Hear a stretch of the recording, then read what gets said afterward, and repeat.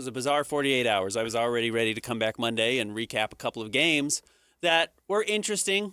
I think the outcomes were what we expected, but maybe how they got there was a little bit surprising.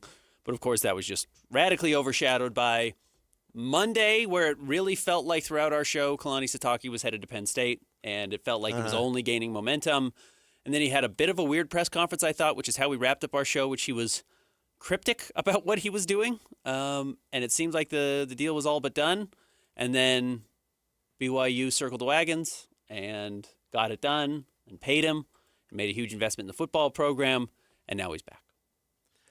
It was interesting following this from afar, this whole story. I wasn't able to be glued to it 24/7, so you'll forgive me, Ben, if I miss a detail or two, and please feel free to correct me. But I believe that he had all but taken the Penn State job. I believe that. 100%. That's by all accounts, that is exactly the case. The meeting had been called for him to tell the team that he was not going to be their head coach anymore. He was going. Yeah. I 100% believe that, and I 100% believe that BYU stepped in with a last-second package, so to speak, and an influence campaign that got him to change his mind to stay. The why, of course, is really interesting. It's the most interesting aspect of it, and then what happens now? So, I mean, I think there are several possible whys. Do you have one that, I mean, because I do not believe we have every bit as good a chance to win here as they do in Penn State, because that is not true. It's not true. No, it's simply not true. It just isn't. I mean, look at the selection committee. I mean, look what's going on. I mean, BYU's going to get left out with 2 losses. Penn State doesn't get left out with 2 losses. The Big Ten doesn't get left out with 2 losses. Yeah, you don't get left out with 2 losses in the Big Ten, period. So, I mean, that just conference alone, that's absolutely untrue. But that doesn't mean that his decision isn't a good one. And so that's why I think the why really comes in. And if the answer to the why is that he knows that he can run a successful program, win at a high level, jazz the fans, build on what Lavelle Edwards originally built. All those things matter, in my opinion. And we've seen a lot of hot coaches go to other programs where their formula doesn't necessarily work at that program, and we've seen it fail. Yeah. Now, we've also seen it succeed. Urban Meyer, and we could talk about why that is. The one that surprised me, and maybe this is just because I'm fresh from that part of the country, was I would not have predicted Bronco would succeed at UVA. It doesn't really matter why, but I was certainly wrong about that. He succeeded at UVA more than any coach they've had since the 80s. So his program was how he does things was remarkably transferable, and more so than I would have guessed. But we certainly, I think, have seen more of the hot coach fail, honestly. It'd be interesting to look at the percentages, because what they do just isn't going to work at where they're going. Look at all the Texas coaches as of, like an idiot should be able to work at USC coaches. USC coach. I mean, the list goes on, and there's always that risk that Kalani's formula wouldn't work in college. What's it called? College Station? State College. State College, that's it. What's College State? No, that's Texas A&M. Yeah. State College, thank you. I knew it was one of those. But what his recipe might not work there. And it's a high-pressure, high-expectation environment that if it does not work, you are out. And maybe financially you're compensated, but you're not a legend, and your reputation is damaged, and all of the things that come with that from a risk standpoint. So I would understand why he would stay at BYU, because what he does works at BYU. BYU is safer. BYU is a softer landing spot than Penn State is. He already has a good working machine at BYU that should continue on and is lined up to continue to be very competitive, including talent that they have expected to come in the next few years. And now on top of it, there is a renewed or upped investment into him, into his coaching staff, and then into the program itself in the form of what's rumored $10 to $15 million a year in NIL on top of the disbursement that you get from being a part of the NCAA. The funny thing is Kalani has been on the border of not being retained as BYU's coach. That has happened in his career, where it came down to an extension talk, and they were either going to extend him or not, and then he goes out and beats USC and gets some goodwill, and they extend him and give him more of an opportunity. James Franklin loses 3 games, including one to UCLA. Yep.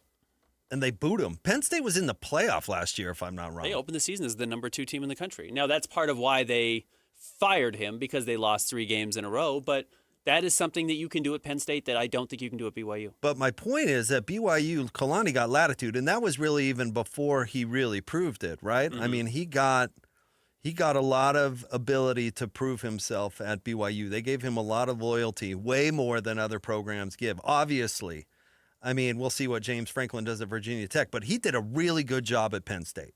Yeah, he did. He did a really good job at Penn State. Yeah. And he has kind of a somewhat year. He doesn't even make it halfway through the season. Right. That's wild, right? It is. And I don't know if I'd be so quick to buy into that if I were Kalani either. So there's a lot of reasons to not take it. But if the reason to not take it is you feel like you can win at the same level at BYU than at Penn State, that is just not true. Do you want to elaborate on that with you? Because I agree in some ways. The and I lane agree train with took LSU because you can win at a higher level at LSU than you can at Ole Miss. because of the name value helps. Not name value, but also fan base. I mean, all those things, all the things that Kalani negotiated as part of his that all matters when it comes to winning at the highest levels, right? I mean, we talk about it all the time. College football is an unequal playing field, and what do you do with the resources that you have? And your location is the entire chess match, right? And Ole Miss, we haven't seen it there. They've had 2 Mannings, and we haven't seen it there. LSU, you've 3 national titles with 3 different coaches. And I don't know if you've ever known an LSU fan personally, Ben, but they're crazy, and there's a zillion of them. Yeah. I mean, the same goes for BYU.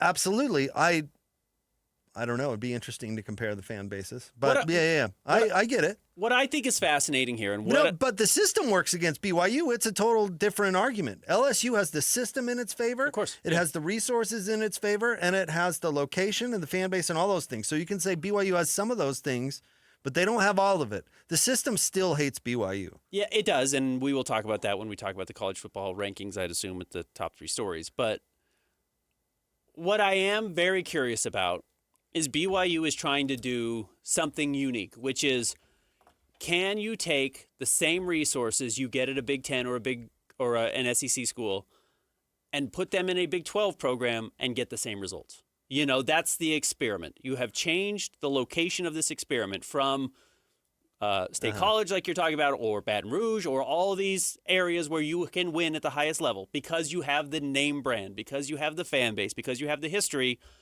Can you move those same resources to Provo and expect similar results? Because that's what BYU's betting on. BYU did not just give Kalani a $9 to $9.5 million contract, which is the rumor, and a $30 million college football roster every year.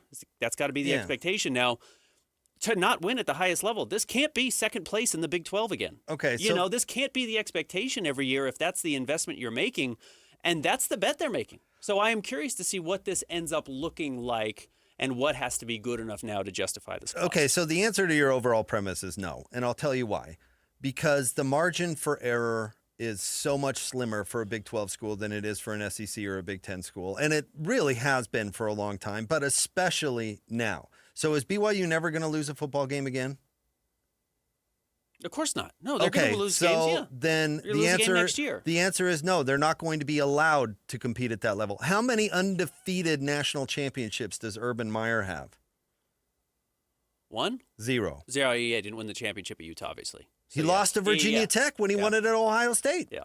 Early in the year. Yeah. But he had a margin for error. Right. BYU, they're going to leave 2-loss if it happens that way, because obviously they're automatically in, which is such a chicken way to look at it, which is exactly what they're doing. Mm-hmm. They're saying, oh, we're boosting our excuse to leave them out because we think they're going to lose to Texas Tech, and we're not going to include them. Right. And it's freaking awful. But would that happen at Penn State? Of course not. No. Never. No. So the margin for error is the problem here. That honestly is the big deal, because Kalani is going to lose games at BYU going forward, and there's a difference between losing a game and it totally costs you the season and losing 2 and you're still very much in it. It's college football is that slim that makes a huge difference. James Franklin was in the playoff last year. BYU, we should look at Penn State and BYU's record. What was Penn State, maybe a 2-loss team? BYU was a 2-loss team. Penn State was a no-brainer in probably with a good seed. Of course. BYU, they found an excuse to leave out. So it's not possible to do at BYU what they do at Penn State. No, it's not. Agreed. And it's not BYU's fault. It's no booster's fault. It's no resource fault. No, it's the design of the system. They lost 2 games last year. They lost to Ohio State and they lost to Oregon, which are better losses last year than what BYU suffered. But regardless, what you're talking about, it's the same reason Texas is above Utah right now in the latest college football playoff rankings. And Texas, I think, has 3 losses, and Utah has 2. And Utah's 2 losses are to top 10 teams. Fewer losses, same quality of loss. No, they don't have a win over Texas A&M. But yeah, the margin of error is so much larger if you're in the Big Ten or the SEC, and that is by design. The system is designed to reward those teams and to punish you for existing. That's it. They don't want to include you. That's the problem. They want to include Penn State. They don't want to include BYU. And that's been true at BYU since 1984, when they won the national championship and every other half in college football was like, well, this is never going to happen again. Yeah. So I'm very curious. Again, I think this does go back to the experiment of same assets, different town, different part of the country with a different history. Will the outside forces respect you the same way? It's kind of what Texas Tech did, right? It's exactly what Texas Tech did, and Texas Tech has had to have 1 loss and beat BYU to be in the situation they were in, because if Texas Tech had lost to BYU, they would have flipped spots. They would be on the outside looking into the college football playoff right now. Honestly, the whole Big 12 is in the same boat BYU is in. The system is working against them. How many Big 12 teams are going to get into the playoff max? 1. Well, 2 max. 2 max. If BYU max. wins, it's 2 max. Yeah. How many teams every year is the SEC going to get in max? 6? Max 6, at least. I mean, and 4. they're going to make it bigger. Right. The margin for error is going to become 4 losses in the SEC. Yeah. It's not going to change for the Big 12. No. Maybe a little bit. Maybe all of a sudden they go from 1 to 2 or 2 to 3. But honestly, in basketball, what we're talking about is 1,000% possible. Football, nope, not. Agreed. The system, again, we will talk about so this. So Kalani State, the whole point is Kalani State for other reasons than you can win big. And I'm not trying to drag BYU. I think the reasons he stayed are interesting and relevant. And he could go down as Lavelle Jr. if he really wins at BYU. Penn State, you can win for, James Franklin was there for 8 years, 7 years. You could win for 7, 8 years, be in the playoff. Yeah, but you're out on your ear. Yep. Because some linebacker misses a tackle or whatever the case is, you can go through and nitpick every game. Again, to your point, they made the college football semifinal last year. They won 2 playoff games last year. They beat SMU in the opening round. They beat Boise State in the second round. They made it to the semifinal and lost to Notre Dame by 3 points, and he got 4 games the next year. And you don't even get in if you're BYU with that record, by the way. No, you don't. No. So if BYU were to have lost, let's say BYU were to have 2 games in the playoff last year and is out on his ear the next year. So here's that the is example. Amazing. You're exactly right. Penn State went 10-2 last year. Their best win was over, you will not be able to guess this, Illinois, number 19 ranked team in the country. Dog. They lost to 2 teams, Ohio State and Oregon. What would they say if that was the case for BYU? Well, you lost to all the good teams on your schedule. You only beat the bad teams. That's exactly what they're saying That's this what year. they're saying now. So yes, at Penn State, You're in. You're in. You lost to Oregon? Let me send you some flowers. Yeah, well, look at how everybody nice loses it to is. Oregon. Yeah, No, what what a wonderful loss. Come on. Welcome to the club.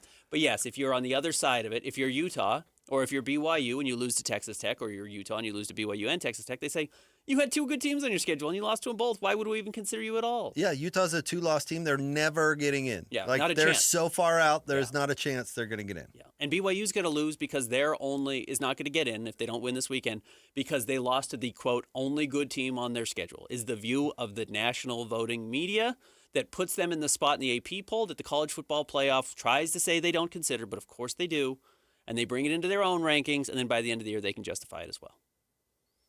So, I mean, I like that Kalani's staying because I think he's a great coach and he's doing a great job at BYU. He's a good person. It's good for our jobs. And I would love to one day hear, the pinpoint why, what really were his priorities. But whatever they were, just because it wasn't winning at the ultimate highest level does not mean that it's a bad decision. Agreed. It doesn't. And so even if he prioritized his family, said my kids grow up here. Hey. That was a big thing for Witt, right? We always heard that. Like his kids are all going to go to the same schools. Yeah. That never happens in college coaching. Like there's something to all of that. People should prioritize their happiness. I agree. Absolutely. You can have as much money as you want in the world and not be a happy person. Stu What's Moore the will love value in that? Logan. What's the value in having a bunch of money and being unhappy? So Jerry- if Kalani's happy and has a chance to Yeah. win, good for him.